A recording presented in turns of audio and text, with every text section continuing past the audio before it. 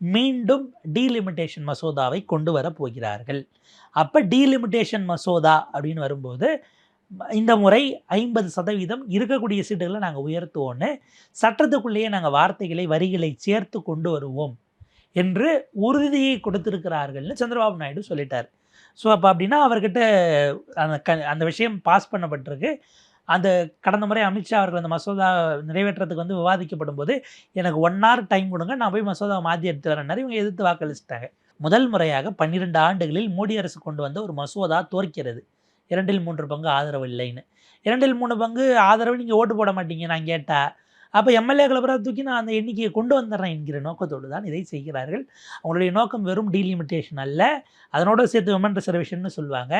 இதைவிட முக்கியமாக 2029 ஒரே நாடு ஒரே தேர்தலை கொண்டு வருவதற்கான முயற்சிக்காக தான் களத்தை அவங்க செட் பண்ணுறாங்க. டீலிமிட்டேஷன், விமன் ரிசர்வேஷன், சென்சஸ் இது எல்லாவற்றையும் துரிதப்படுத்துவது என்பது 2029 ஒரே நாடு ஒரே தேர்தலுக்காக அப்படிங்கிறது தான் இப்போதைக்கு நம்ம பார்க்க வேண்டியது. உங்களுக்கு இப்போ தேதி வரைக்கும் நீங்கள் பார்த்தீங்கன்னா லோக்சபா ராஜ்யசபா சேர்ந்து குறைஞ்சது ஒரு 60 பேரையாச்சும் அவங்க இழுத்துட்டாங்க.